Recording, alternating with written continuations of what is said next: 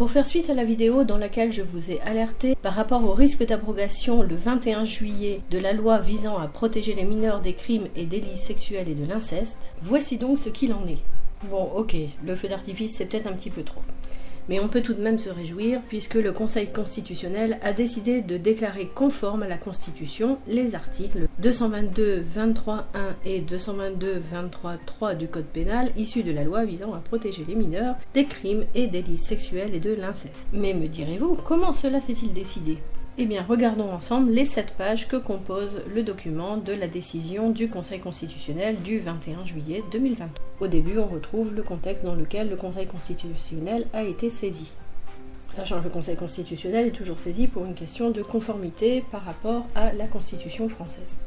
Donc ensuite, on nous dit quels textes sont concernés par cette analyse, et là, on retrouve la loi du 21 avril 2021 visant à protéger les mineurs.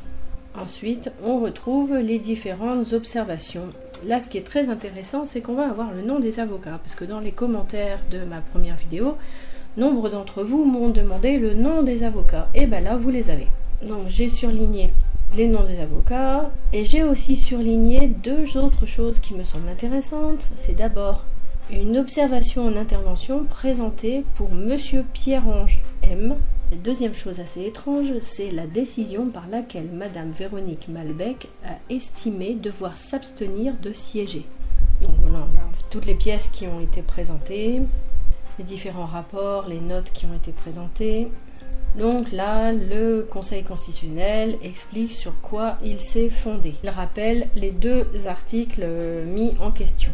Donc le premier article qui décrit cette deuxième définition du viol spécifique aux mineurs de 15 ans, qui, je le rappelle, mineur de 15 ans veut dire en fait mineur de moins de 15 ans, donc de 0 à 15 ans.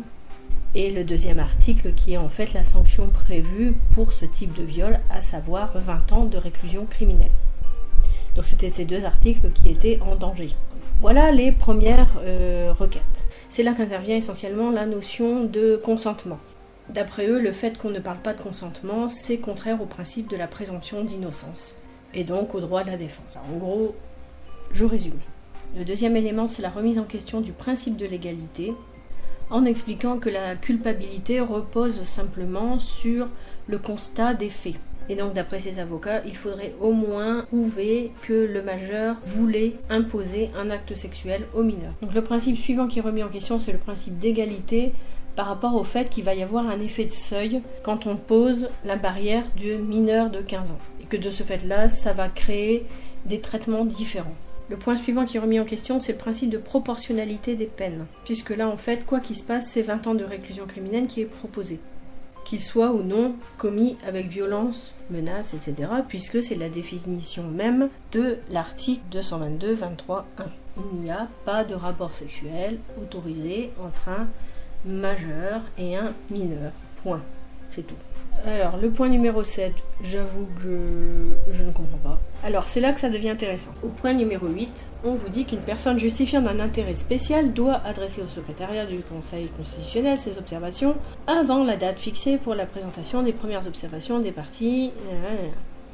Et c'est là qu'intervient le fameux Monsieur Pierre-Ange M, qui a donc adressé ses observations en intervention au secrétariat général du Conseil constitutionnel le 12 juin 2023, et donc après la date de présentation des premières observations qui était fixée au 9 juin 2023. Donc tout ce qu'on sait, c'est que ce monsieur Pierre-Ange M aurait donc posé devant la Chambre de l'instruction une question prioritaire de constitutionnalité portant sur les dispositions contestées. Au point numéro 12, il est bien précisé que par conséquent, son intervention n'est pas admise.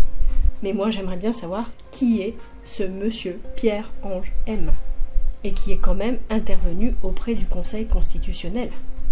Qui est ce monsieur ? Donc un petit rappel sur la Déclaration des droits de l'homme, un rappel de l'article 222-23 du Code pénal qui définit le viol, un rappel de la disposition contestée. Donc là, à partir de maintenant, on rentre dans le raisonnement du Conseil constitutionnel qui les a amenés à valider la conformité de ces 2 articles. Dans cette partie, on nous explique que le législateur a bien interdit toute forme d'acte sexuel entre un majeur et un mineur de 15 ans, lorsque la différence d'âge entre eux est d'au moins 5 ans. Et que ceci a la caractéristique de ne pas exiger que ces actes soient commis avec violence, contrainte ou menace, et que ceci ne repose pas sur une présomption d'absence de consentement de la victime. Donc on ne parle pas d'absence de consentement, mais qu'il est néanmoins demandé aux autorités d'apporter la preuve de l'ensemble des éléments constitutifs du dossier. Ils en déduisent donc que ces dispositions n'ont pas pour effet de créer une présomption de culpabilité. Ensuite, ils expliquent que la Constitution permet au législateur de fixer lui-même le champ d'application de la loi pénale et qu'il doit pour cela définir les crimes et les délits pour que tout soit bien clair et précis. Ensuite, ils reviennent sur la question crime sans intention de le commettre et ils réexpliquent bien que la seule imputabilité matérielle des actes réprimés, c'est-à-dire le simple fait de parler de l'acte en lui-même, ne suffit pas à caractériser l'infraction.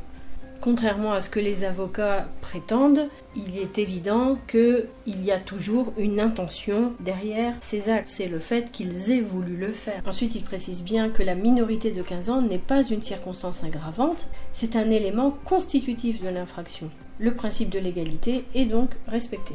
Ensuite, par rapport au principe d'égalité, il précise bien, par le numéro 22 et 23, que s'il le faut, en fonction des faits, ce peut être la définition du crime de viol aggravé commis sur un mineur de 15 ans qui est pris en compte. Et dans ce cas-là, effectivement, ce ne sera pas la même punition.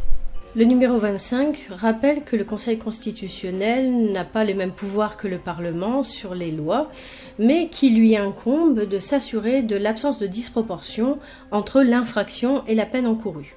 Ils estiment qu'ici, en réprimant avec une peine de 20 ans de réclusion criminelle, il n'y a pas de disproportion. Ils estiment aussi qu'on ne déroge pas au principe d'individualisation des peines, et que par conséquent, le grief qui était la méconnaissance du principe de proportionnalité ne tient plus. Et donc finalement, le Conseil constitutionnel décide que l'article 222-23-1 du Code pénal et l'article 222-23-3, dans leur rédaction issue de la loi numéro 2021-428 du 21 avril 2021, sont conformes à la Constitution. Cette décision est donc rendue publique le 21 juillet 2023.